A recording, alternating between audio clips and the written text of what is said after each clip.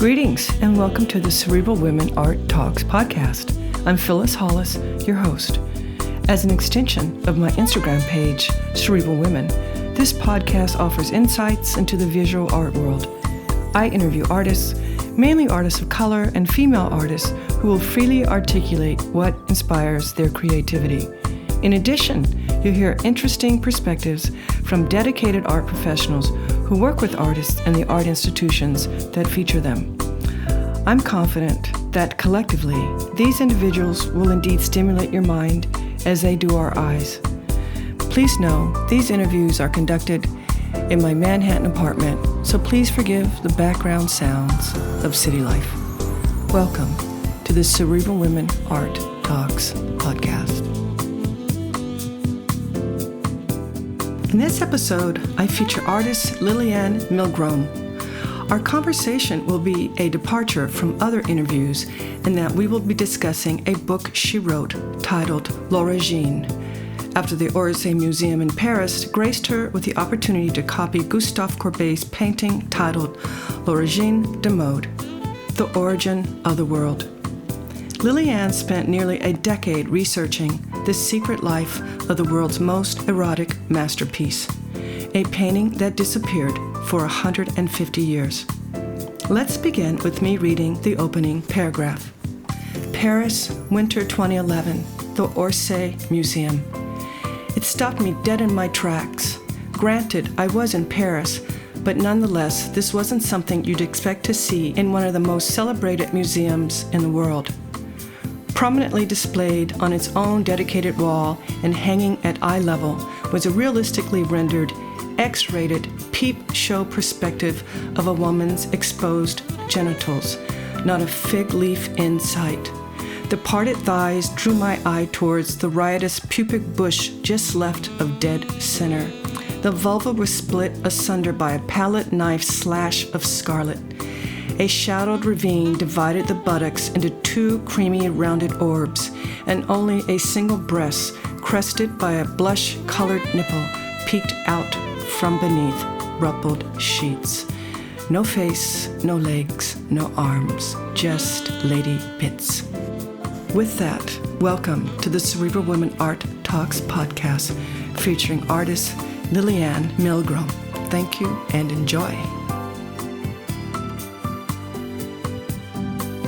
Lilianne, it's wonderful to have you join me today. Welcome. Thank you, Phyllis. So, I introduced listeners to this episode by reading them the first chapter in your book titled L'Origine. I'm sure their minds are wandering in different directions. Some curious, some appalled, some intrigued. I was totally captivated by your work, by your book, by the entire scenario. So instead of talking about who you are as an artist, I just want to dive into your brain, the journey you went on from the moment you walked into the museum and you saw this unique and beautiful work by Gustave Courbet. And with that, I'm going to hand it off to you. Well, merci beaucoup, Phyllis. I'm glad that you read that first paragraph because that leaves no doubt in anyone's mind what we're talking about and the sort of painting that you don't often encounter in museums. So that is how I felt. And I think you can tell by that first paragraph that I just saw immediate beauty in it. I was, initially shocked because I wasn't expecting to see that. And very quickly it turned to infatuation. But as an artist, I just want to make a point about Gustave Courbet's painting technique. And he's known for painting flesh and skin tones. His skin tones are absolutely luminescent. They're just beautiful. And I just kept coming back to it, not only as an artist appreciating the art, but it was just so unapologetic, so bold, so in your face, you really. And so on that day, I don't want to give everything away, but what happened is on that day, I was in Paris for a few months on an extended artist residency. I didn't really know what I was going to do there. I knew I wanted to approach something to do with sexuality and aging, And I went to the museum for inspiration, saw this painting, stared at it for I don't know how long, and then kept on going around the museum at the Orsay, which is one of my favorite museums in the world. And I just kept thinking about it. It just had an afterlife. It just wouldn't leave me. And then as I was leaving the museum, I just made a beeline for the information desk and asked how I could possibly become a copyist. Those people that set up their easels in front of these famous paintings and paint the painting. I'd never, ever wanted to do that before. I've never done it. I've never really paid that much attention to copyists. And it's not my thing. It's totally out of my comfort zone. And to make a long story short, I begged to become the copyist, not knowing what I was getting into. And I became the copyist. And for 6 weeks, I, stood in public and painted this very, very intimate portrait of a woman's sex. And it was the experience of a lifetime. It really was. I went through a whole transformation of feelings from the beginning of my copyist stint to the time I finished and put my last brushstroke on that painting. Amazing. And while you were sitting in the museum painting, how did visitors react? Oh, well, that was something that I really hadn't thought through. I mean, I knew it had made a huge impression on me, but I really didn't know all that much about the painting. Not enough to know that it's, one of the museum's prized possessions, and millions of people come through the Orsay. Many of them want to see that particular painting. So there was this constant stream of people, which I hadn't anticipated. And so I realized pretty early on that I wasn't just copying this painting. I was interacting with the public, and it was a form of performance art, I think, because people were looking at me, looking at the painting. And it was a very uncomfortable at times, empowering at times, amusing. People would come in and say all sorts of things. There was all sorts of anecdotes that I tell in the book because it was amazing to me. Like, some people just loved it, women especially. The older women, I'd say, surprised me, especially the European women. They just loved it. They thought it was beautiful. They thought of motherhood. They loved it. The younger women surprised me also because they were absolutely repulsed by the pubic bush. And, I'm thinking to myself, okay, without your monthly wax, where would you be? So that sort of surprised me. And then also there were these young guys who came in, and I spoke to them, and they said, no, they did not find it erotic because they needed a face to go along with it. They thought that the eyes and the mouth were the erotic trigger points for them, whereas older men definitely found it still very erotic. So there was a lot of different things.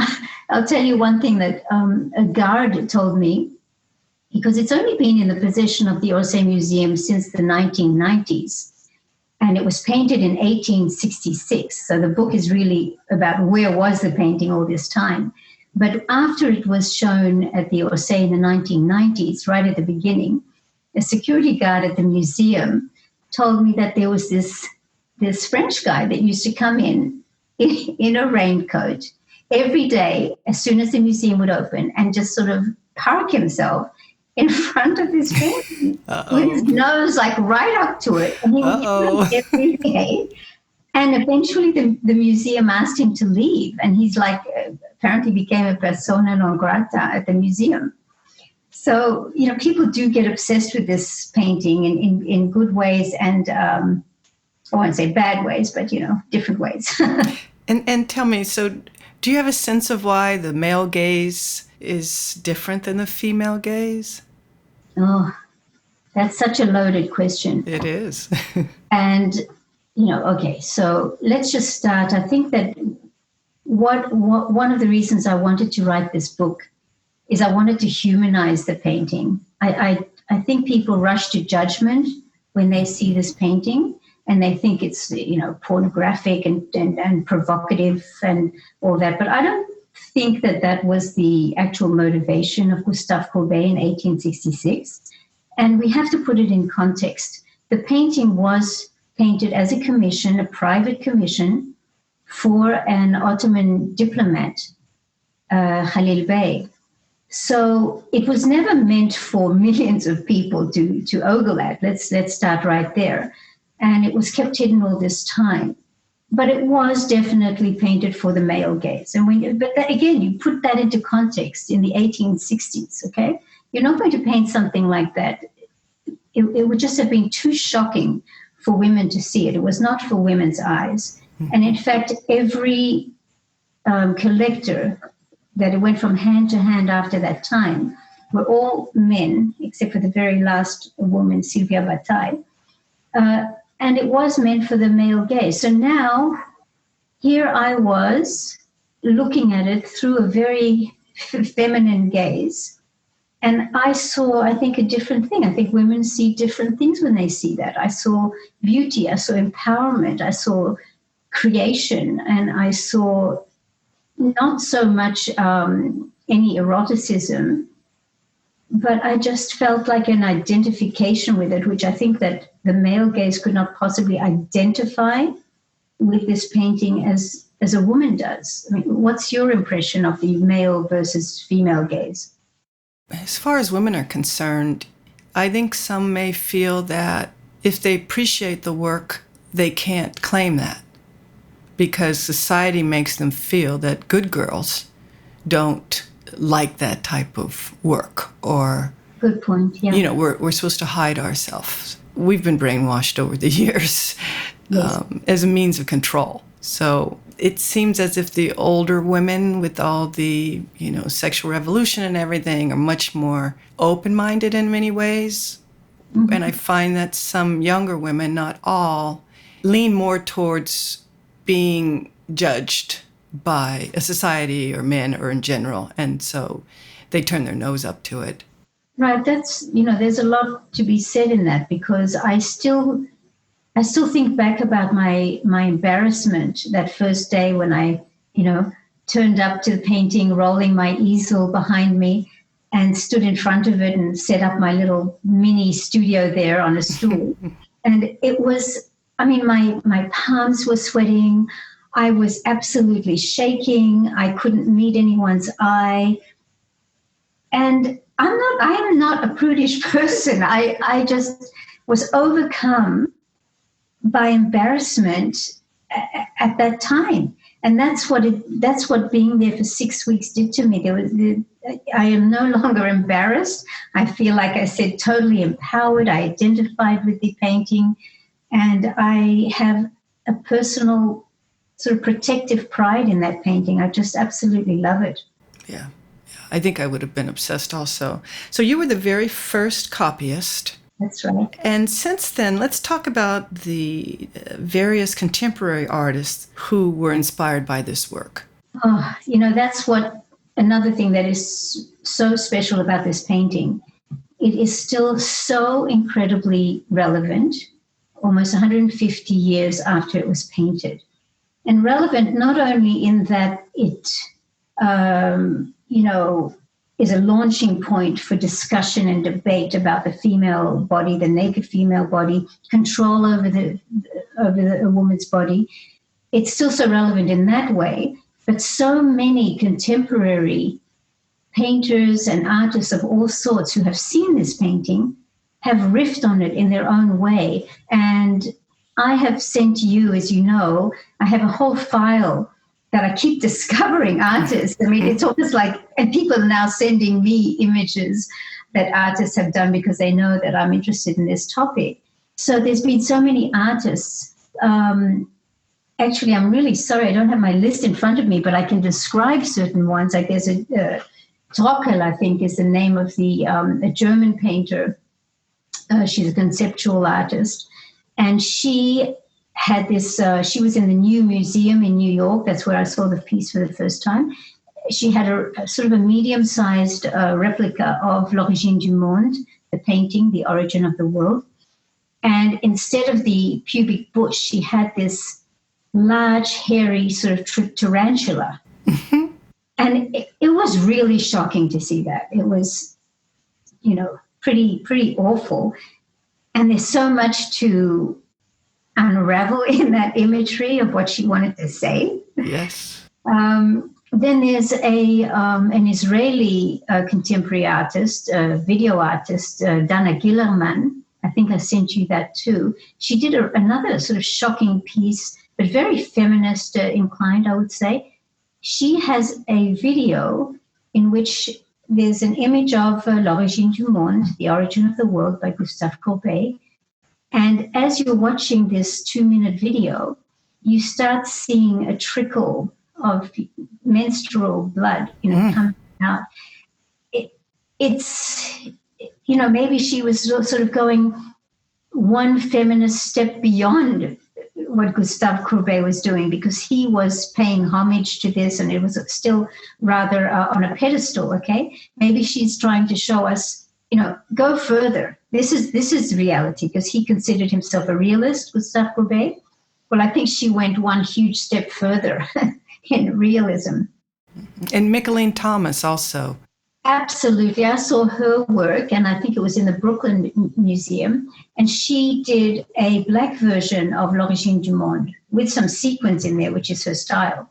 And that was also, she had appropriated it for herself and identified with it in her own way. So this painting is really incredible, and it spurs a lot of debate and very negative attitudes. People think it's loathsome and it's being banned from Facebook and it's gone to court several times. People want to show the image. And social media giants still have a problem with it, even though they lost in the French courts. Yeah, I have to be careful how I post it. That's right.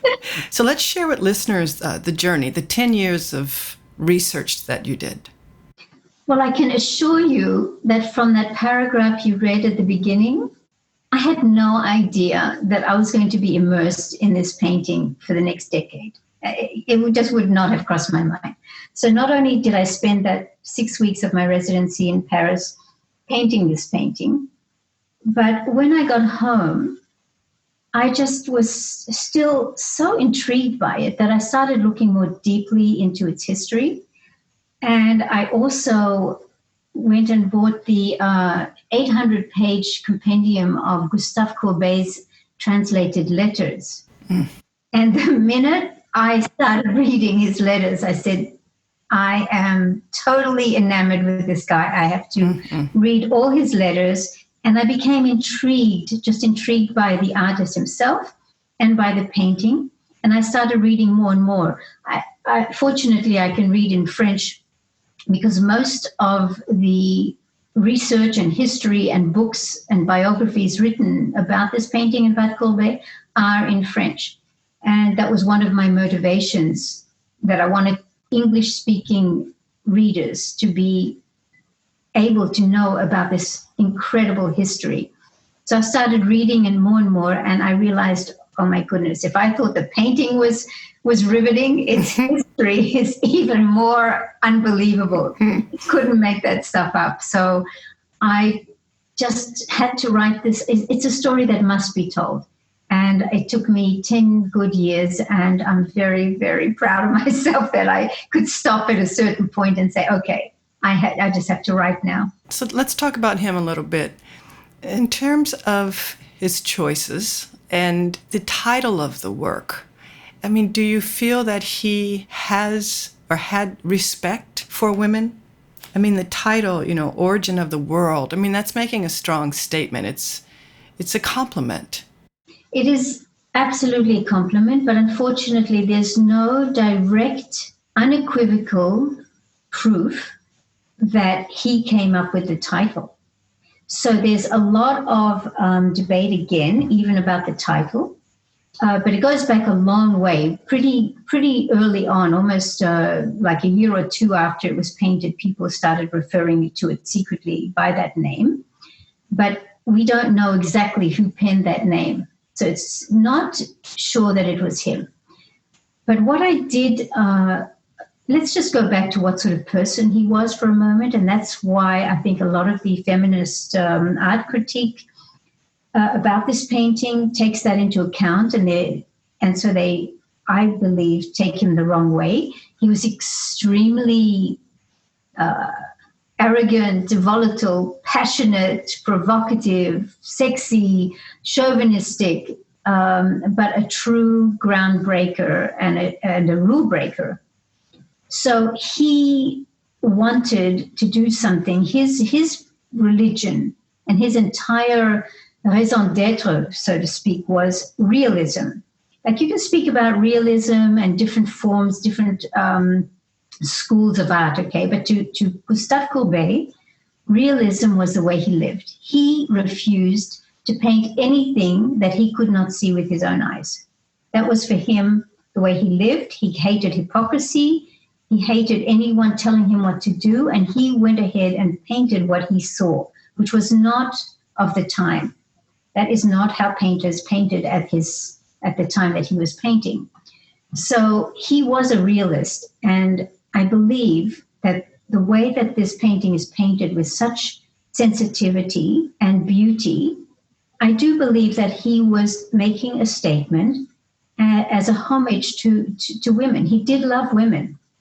And no one had ever painted the female sexual organs in such a way. I mean, think about it. Mm-hmm. You've gone through museums and they're awash with naked bodies of women. And usually their genitals are covered up, right, with a fig leaf, a hand, or a fabric, or crossed legs, or whatever it may be.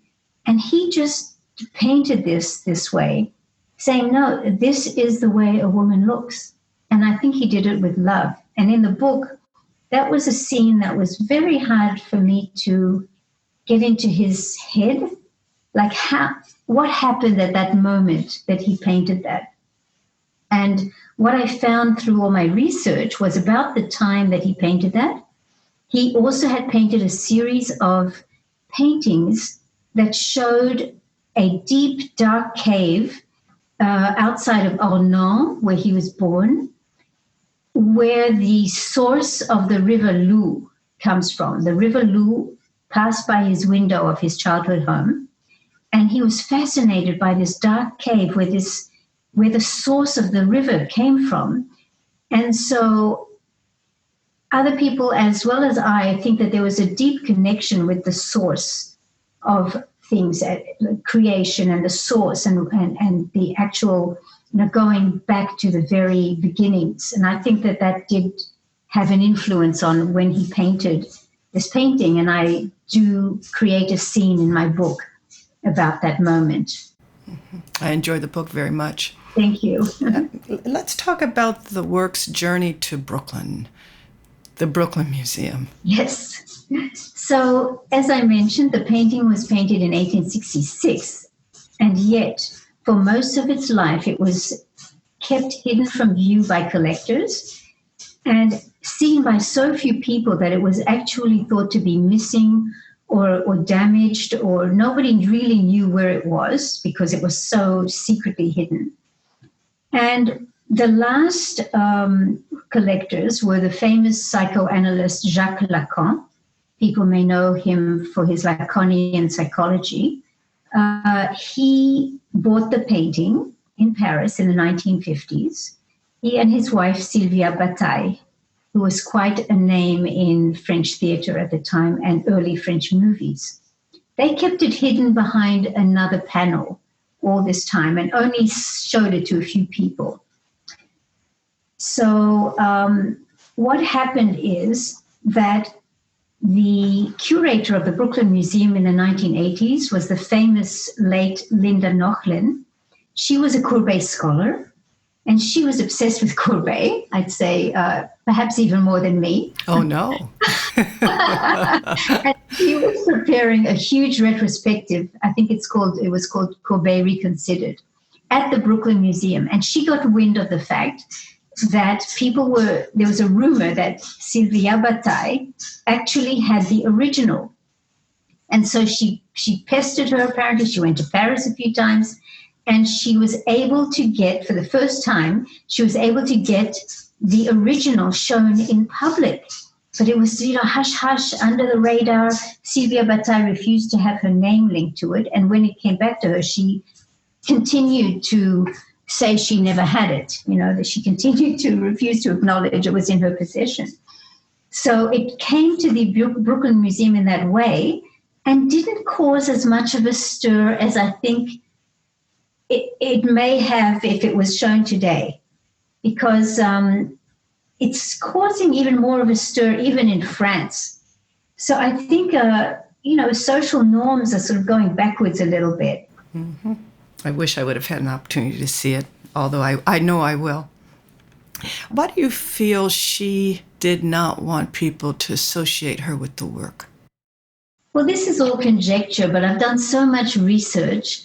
I even spoke to somebody who actually spoke to her just before she died. He was doing his own research, an American, and actually got to see her. And she was a very, very private person, despite her public career when she was younger. She was very private.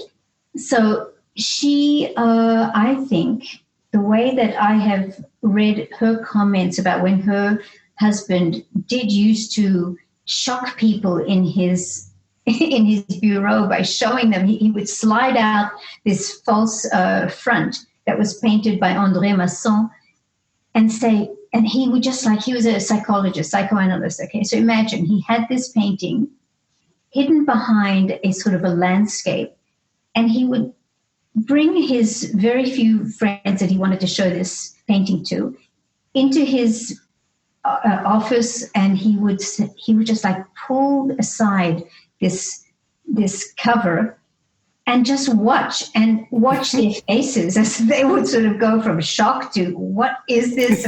He just enjoyed that. I bet. And what I read is that Sylvia Bataille, that annoyed her. She did not want this painting to sort of be like, the red light district almost. She really felt differently about this painting. And I think it was because, she was a woman.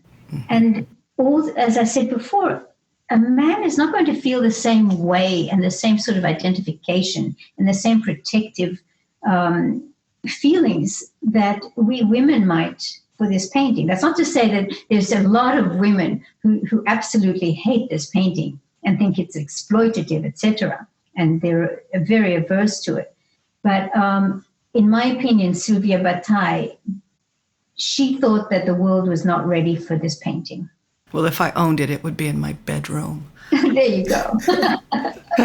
This interview has been fascinating. I very much enjoyed the book, and I'm sure listeners are curious because we've commented about different aspects of your journey, and if they have questions or wonder about things, they can have those thoughts explained while reading the book. So let's close up with you sharing with listeners the details about the book, where it's available, and how it's been doing.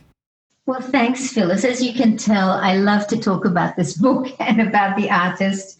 My passion for it has not diminished.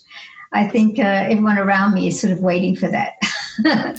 But you can find my book, L'Origine, The Secret Life of the World's Most Erotic Masterpiece. You can find it on Amazon, Barnes & Noble's bookshop, or you can also, support your independent booksellers by asking them to order the book for you. Or you can go to the website, www.littlefrenchgirlpress.com, and there I have links to where you can buy the book. And I always love to hear my readers' responses and reviews, and engage with me. Tell me what you thought of the book, of the painting. It's a dialogue. It's a painting that asks for dialogue, and it promotes dialogue. Like I said, I enjoyed it very much, and it's just been a pleasure speaking with you about it. And I can't wait to see the feedback I get regarding this episode. Thank you so much, Phyllis, for this opportunity. Thank you so much. Okay. Bye-bye. Au revoir. Bye. Thank you for listening to Cerebral Women Art Talks podcast. For additional content, please visit cerebralwomen.com and be sure to follow Cerebral Women on Instagram.